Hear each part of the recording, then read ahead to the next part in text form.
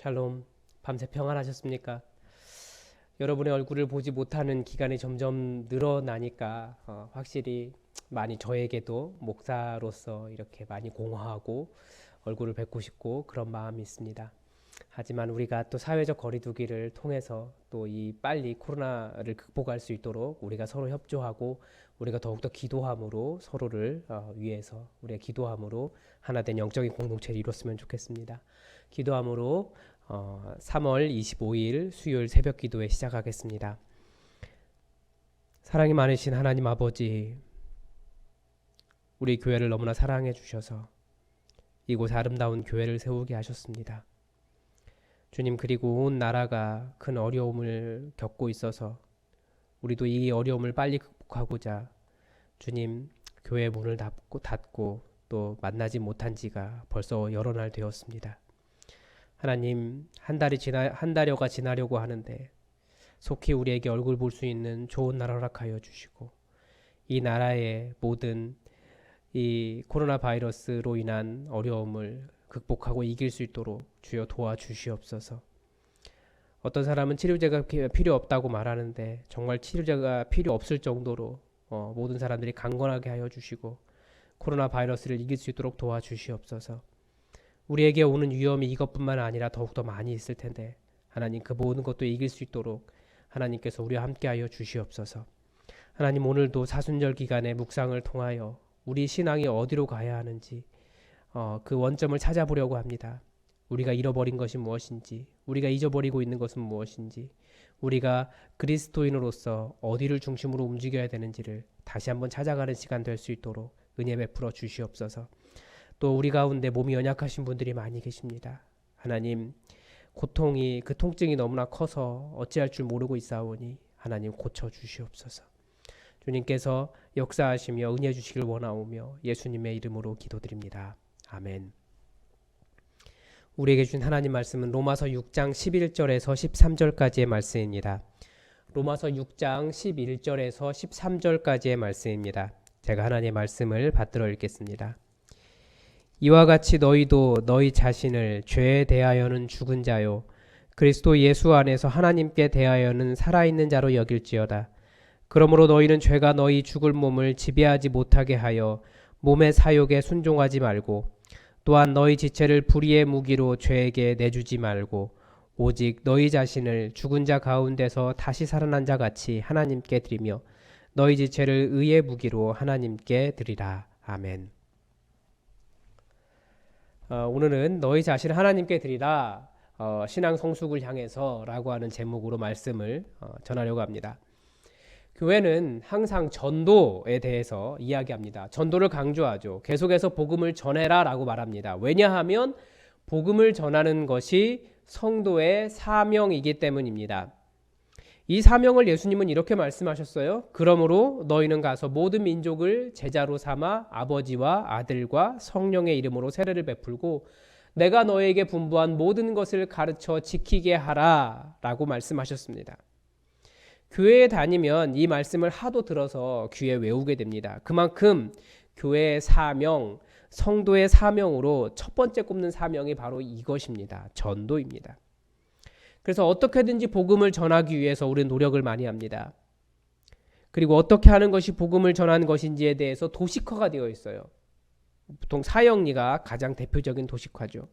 그래서 우리는 최종적으로 영접 기도를 하면 예수님을 영접했다라고 확신합니다. 말씀에 그렇게 나오거든요. 마음으로 믿어 의에 이르고 입으로 시인하여 구원에 이르느니라. 그런데 이런 문제도 있어요. 어떤 이슬람 선교 단체가 하나 있는데 우리나라에 이방인에게 우호적인 나라에 가서 그들이 알아듣지도 못하는 말로 영접 기도문을 따라 읽게 하는 거죠.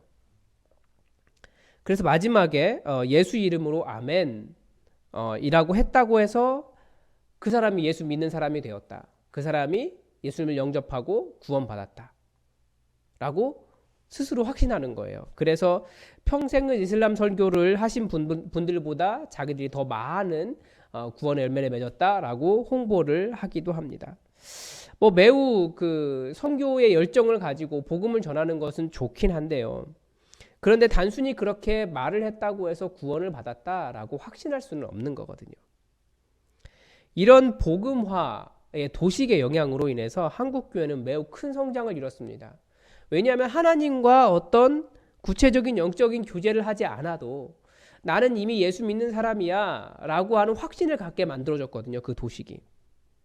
그래서 우리는 이 복음화의 도식에 쇠뇌가 되어 있습니다. 내가 영접 기도했어. 내가 예수님 영접한 사람이야. 그래 나는 구원이 확실하다고 믿고 천국 갈 거야 라고 확신하는 것이 이 우리나라의 성도들입니다. 그러나 한국교회가 지속적으로 사회에서 신뢰를 잃어버리는 문제에 대해서 한국교회는 분명히 어떤 답을 내놔야 돼요. 나는 구원받았는데 하나님 따라가는 사람이 되지 못했기 때문에 그래서 나를 통해서 그런 하나님을 믿는 일들이 나타나지 않기 때문에 문제가 생기는 겁니다. 그 답은 이미 처음부터 복음 전하라고 말씀하신 예수님의 명령 안에 답이 다 들어 있습니다. 우리가 전도라고 말하는 복음화 과정은 너희는 가서 모든 민족을까지만 성취한 것으로 볼 수 있습니다. 예수님께서 명령하신 것은 가서 예수 믿게 해라를 넘어서 제자를 삼고 세례를 베풀고 예수님께서 우리에게 가르쳐 주신 것을 가르쳐 지키게 하라까지입니다.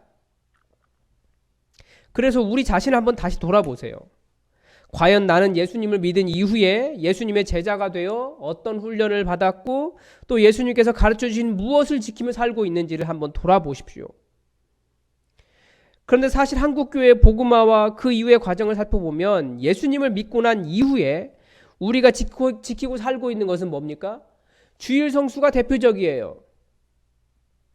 그러니까 지금 이렇게 교회 문 닫고 주일마다 예수님 그 교회 나가지 못하니까 갑자기 교회 자기 신앙이 어떻게 된 것처럼 착각하는 사람들이 있잖아요.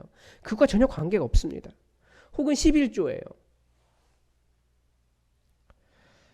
훨씬 더 많이 있거든요. 11조와 주일 성수 이외에 특별한 것이 별로 없어요. 우리는 예수 믿고 난 다음에 몇 가지 더 추구한다면 그렇게 또 배웠을 겁니다.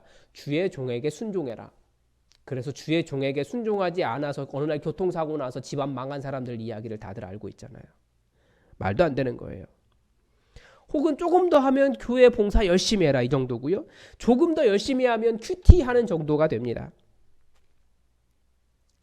그런데 예수님의 명령 안에 들어있는 이 복음화와 그 이후의 과정은 저는 이렇게 말할 수 있어요. 이 지성명령은 성도의 삶을 첫 번째는 복음화, 그러니까 예수 믿는 거죠. 두 번째는 제자화, 내가 제자가 되는 거예요. 세 번째는 제자를 삼는 것, 제자를 삼는 데까지 가야 됩니다. 그러니까 복음화는 내가 예수 믿고 성도로서의 삶을 시작하는 단계라면 구원의 관점으로 본다면 여기까지 완성됐는지 정확하게 말씀이 그렇게 이야기하니까 그렇다고 확신을 하는데 그것만 가지고 부족하다는 것도 분명해요. 우리의 구원이 단순히 나 한 사람 천국 가자고 주어진 것이 아닙니다. 예수 닮은 사람, 예수님의 제자가 온 세상에 넘쳐나는 것이 복음화의 또 다른 목적입니다. 그래서 나는 제자가 되어야 됩니다. 단순히 믿는 사람을 넘어 제자가 되어야 됩니다. 내가 예수님을 주님이라고 고백했습니다 라고 하는 입의 고백을 넘어 마음의 고백을 넘어 정말 나의 삶이 예수님의 가르침으로 가득 차 있는 제자가 되어야 됩니다. 예수님의 가르침이 무엇인지 알아 그 가르침을 따라가는 제자가 되어야 됩니다. 문제는 바로 여기에 있습니다. 우리는 제자가 되어야 하는데 제자가 되는 일은 어떻게 가능합니까? 먼저 제자된 사람이 도와주어야 됩니다. 먼저 제자된 사람이 나를 제자로 삼아서 나의 제자됨이 이루어질 수 있도록 나를 이끌어줘야 됩니다. 왜 이것이 문제냐면 우리에게 나의 제자화, 내가 예수님의 제자 되는 일을 이끌어줄 만한 사람이 별로 없다는 거예요. 저만 봐도 그렇습니다. 열심히 해서 목사가 되었는데 과연 이 목사가 하는 일이 무엇인가를 되돌아보면 제자를 삼아 성도를 제자화하는 일을 목사가 담당해야 된다라고 주장하는데 이 목사마저도 제자화되는 훈련보다도 다른 것 더 많이 배웠어요. 그래서 지금 써먹고 있잖아요. 영상 편집하는 거. 제 능력은 그런 거예요. 많이 안타깝죠. 다른 것 더 많이 배웠고요. 교회도 그런 목사 청빙하려고 하지 않아요. 열심히 여러분 가르쳐서 제자 훈련하겠습니다. 이 말을 다시 해석하면 성도 입장에서도 난 이미 구원받았어. 그래서 내 삶 속에서 역사하시는 성령님의 활동을 분별하거나 하나님께 응답하거나 하나님과 교제하거나 계속해서 성령의 감동을 따라 움직이고 싶지 않아 라고 말하는 것과 똑같습니다. 오늘 본문은 우리의 이러한 생각과 삶에 일침을 가합니다. 난 구원받았으니까 다 되었다, 완성되었다를 넘어서 진정한 성숙을 향해 나아가야 할 목표를 제시하고 있습니다. 오늘 본문의 첫 번째 명령은 죽음과 삶이에요. 뭐에 대해서는 죽고 죄에 대해서는 죽은 자로, 하나님께 대하여는 살아있는 자로 여기라고 말하고 있습니다. 이것이 우리가 해야 될 첫 번째예요.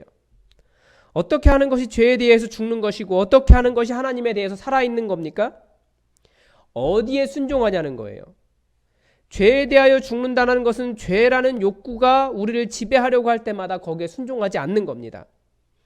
그리고 죄에 대하여 죽은 것이기 때문에 죄에 대해서 반응하지 않는 겁니다. 반면에 하나님께 대하여 살아있다는 것은 죄에 대하여 죽은 자이기 때문에 하나님께 나 자신을 드려 하나님께서 원하시는 일에, 말씀 뭐라고 이야기하냐면 너희 지체를, 그러니까 우리 몸을 드리는 거예요.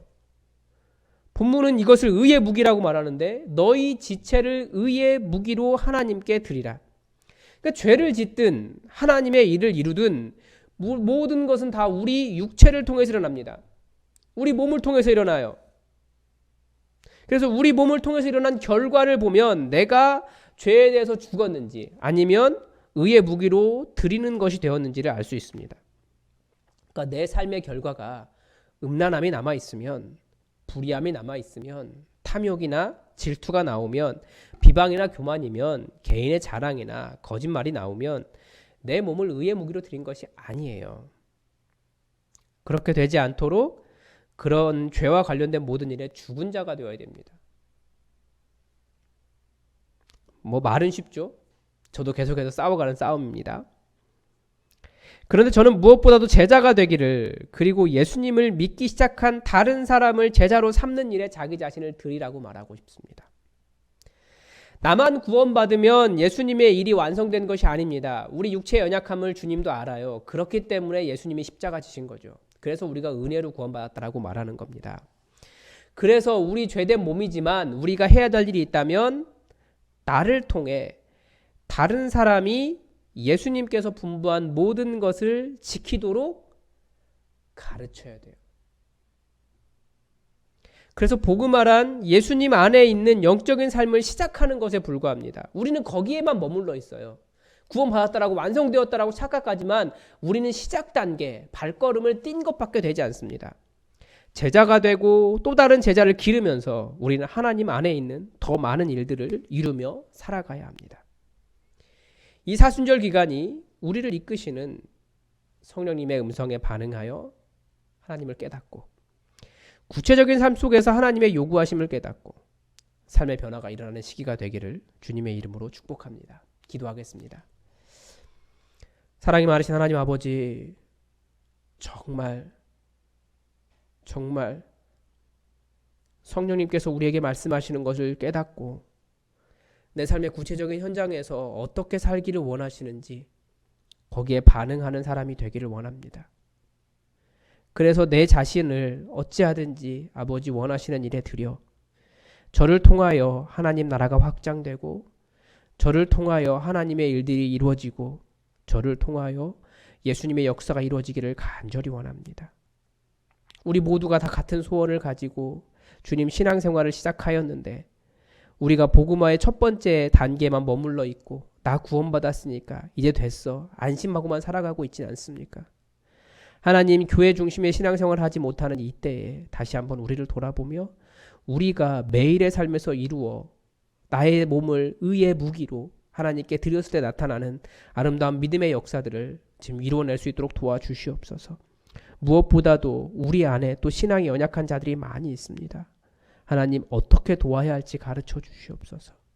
또 내가 먼저 예수님을 잘 알아. 내가 먼저 제자가 되고 또 그렇게 다른 연약한 자를 제자로 길러낼 수 있는, 제자화할 수 있는 믿음의 사람들 될 수 있도록 도와주시옵소서. 우리가 이 모든 것을 교회를 통해 이루기를 원하오니 아버지 함께하여 주시고 주님의 역사가 우리 가운데 충만하게 풍성하게 일어나도록 은혜 베풀어 주시옵소서.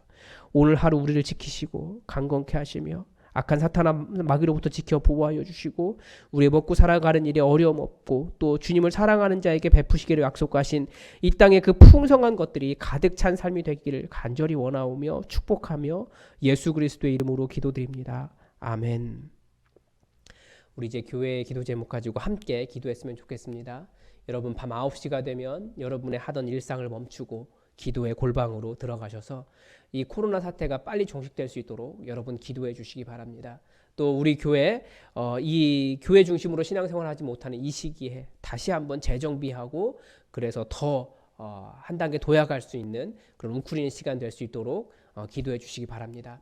또 몸이 연약하신 분이 계십니다. 여러분 조금 더 누군지 알아보려고 연락도 서로 좀 하시고 그러십시오. 몸이 연약하신 분이 계신데 몸이 강건할 수 있도록 여러분 기도해 주십시오. 통증이 없어질 수 있도록 기도해 주십시오. 특히 임종복 권사님 위해서 기도해 주십시오. 디스크가 굉장히 심해서 지금 병원에 입원해 있는 상태입니다. 여러분 특별히 더 기도해 주시기 바랍니다. 그리고 최철규 목사를 말씀을 전하는 최철규 목사를 위해서도 여러분 계속해서 중보해 주시기 바랍니다.